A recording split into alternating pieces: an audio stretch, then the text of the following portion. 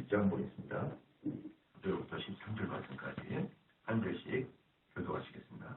모세가 그 지팡이 전부를 여호와 앞에서 이스라엘 모든 자손에게로 취하내매 그들이 보고 각각 자기 지팡이를 취하였다.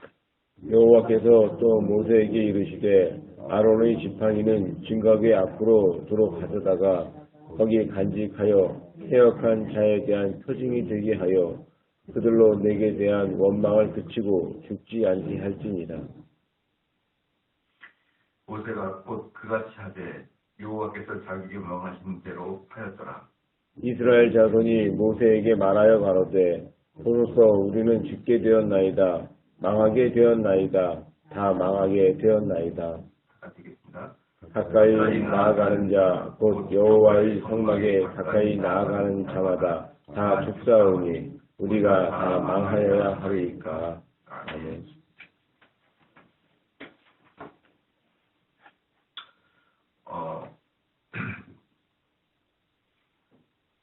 이 9절 말씀부터 보니까 대제사장이 아론이 되는 거고, 그 다음에 아론의 지파에서 제사장들이 나오지 않습니까?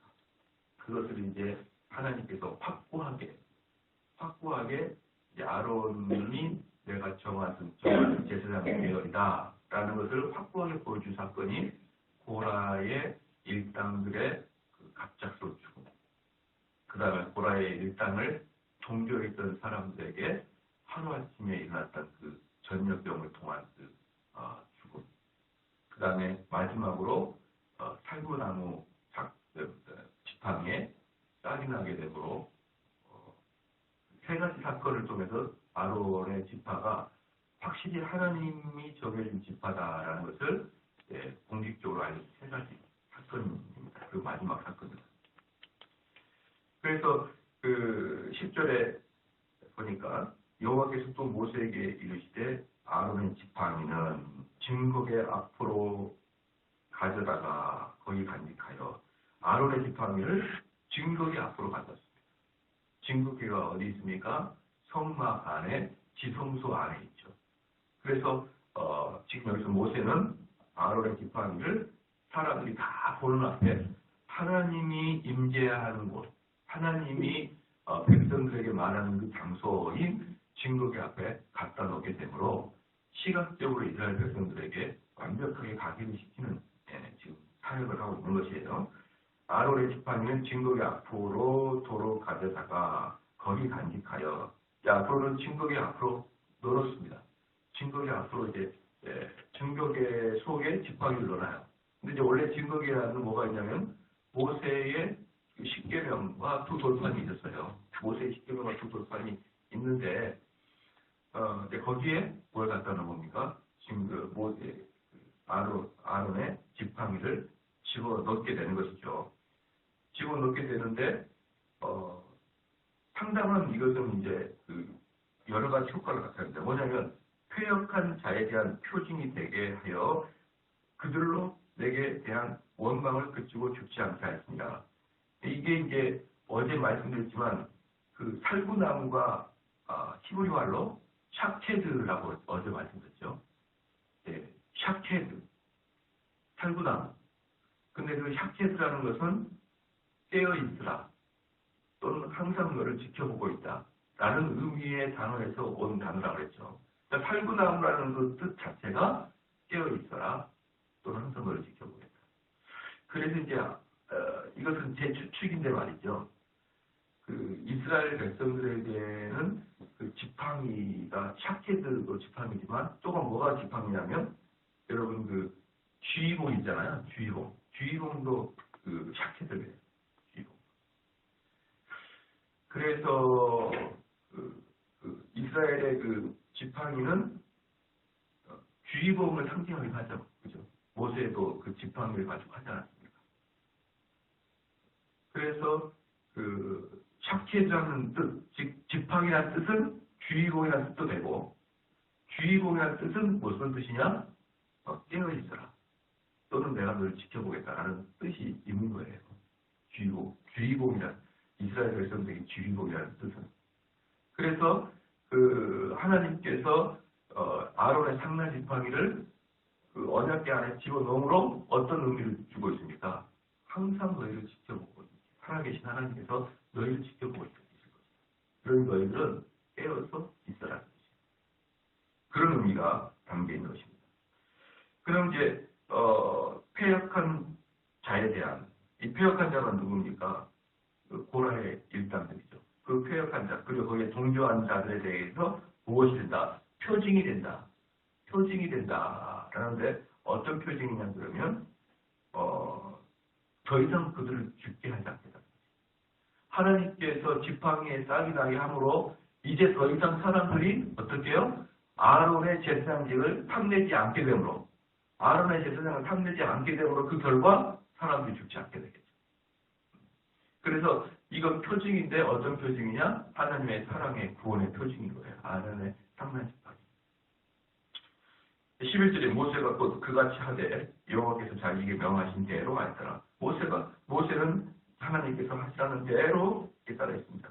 12절에 이스라엘 자손이 모세에게 말하여가되 보소서 우리가 죽게 되었나이다. 망하게 되었나이다. 다 망하게 되었나이다. 이게 뭡니까? 하나님의 인재를 딱 보니 그들의 그 패역함이 얼마나 추하고 패역한 자로 보입니까? 그러니까 하나님의 인재를 경험한 자들은 그 아주 독특한 그 감정을 갖습니다. 제가 가끔 빌립보 간수 이야기를 하는데 빌립보 간수가 그 바울 밑에 선생님을 살려달라고 그렇게 예언합니다. 죽게 되었나요? 예언해요. 그런데 그렇게 살려달라고 예언했던 빌립보 간수는 사실 자살을 하려고 했던 사람이거든요. 그렇기 때문에 자살을 하려다가 자살하려고 하는 사람은 두려운 게 없는 거거든요. 이제 막판이니까. 그런데 자살을 하려다가 곧바로 바울에게 살려달라고 합니다. 우리 살려달라고 지금 얘기해요. 그러면은 죽음보다 바울 배경에 있는 그 하나님의 인재함과 거룩함을 경험한 빌립보 간수는 죽음보다 더 큰 두려움에 쌓이는 거예요. 자기가 죽을 것보다 더 큰 두려움에 쌓인다는 것이죠. 그러니까 하나님의 인재는 죄인들에게는 엄청난 공포를 느끼게 합니다. 그 공포는 죽음을 넘어서는 공포, 즉 죽음 이후에 영원히 지속될 지옥에 대한 공포에 빠져버리고 말아요. 죄인들, 패역한 자들. 그래서 12절에 그렇게 말하는 겁니다. 이스라엘 자손이 모세에게 말하되 가로되 보소서 우리가 죽게 되었나이다. 망하게 되었나이다. 다 망하게 되었나이다. 13절에 가까이 나아가는 자, 곧 여호와의 성막이 가까이 나가는 자마다 다 죽사오니 성막이 가까이 오는 자 다 죽사오니 우리가 다 망하여야 하리까. 이 패역한 자들이 이제 그 하나님의 그 인지하심에 이렇게 살이 떨리도록 두려워합니다. 그런데 왠지 12절, 13절을 쭉 읽어보면은 이들이 정말 두려워서거나 또는 그 하나님에 대한 뉘우침이라기보다는 어떤 열받음에 대한 목소리 같다는 느낌이 좀 안 드니까 좀 읽어보면요. 12절 중간에 우리는 죽게 되었나이다. 망하게 되었나이다. 다 망하게 되었나이다. 13절 마지막에 우리가 다 망하여야 하리까. 왠지 이 속에 불만 불평이 있다는 느낌이 들어요. 읽어보면은.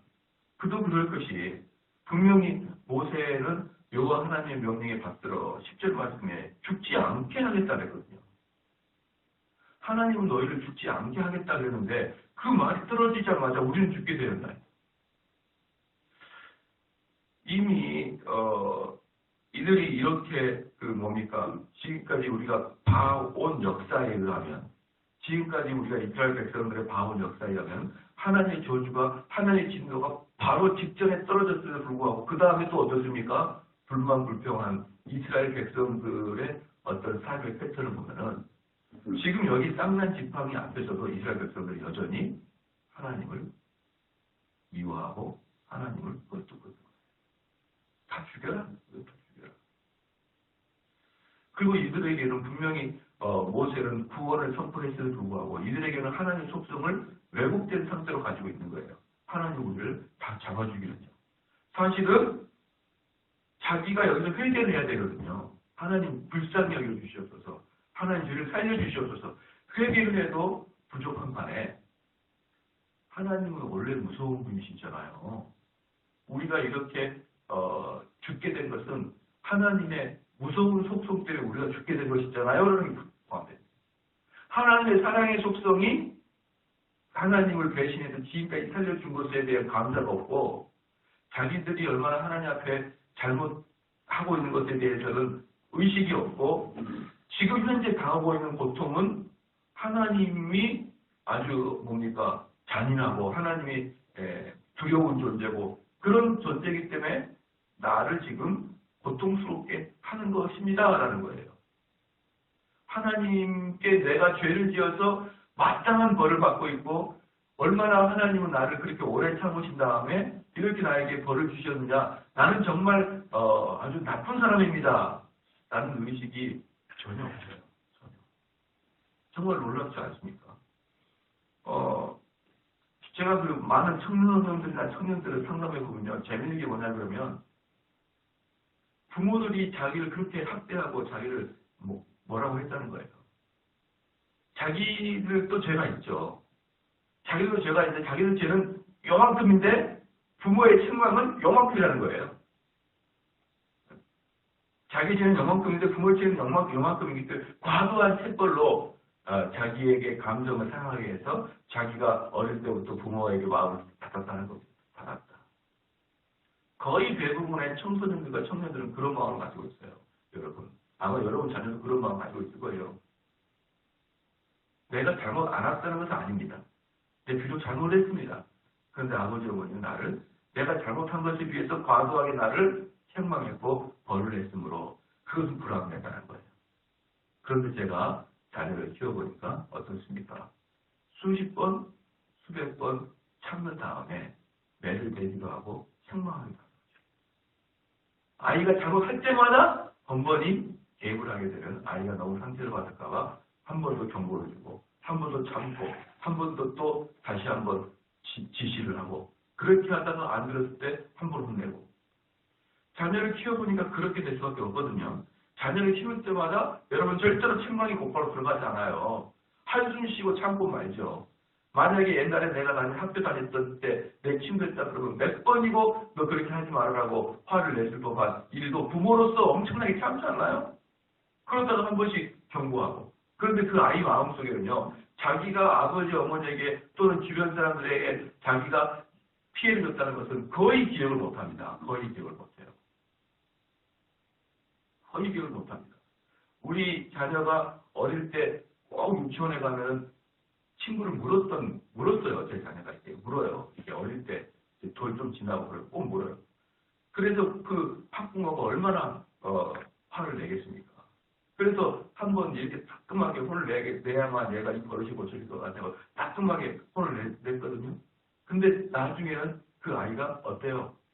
자기가 다른 친구를 물었던 것을 하나도 기억을 못합니다. 아빠가 혼낸 것만 기억이 나요. 아빠 그때 왜 저 나 때렸어요? 이렇게. 아빠 그때 왜 나에게 회초리를 들었죠?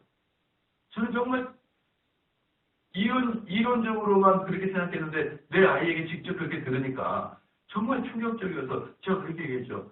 너 100번 맞은 거 한 번 맞은 거야.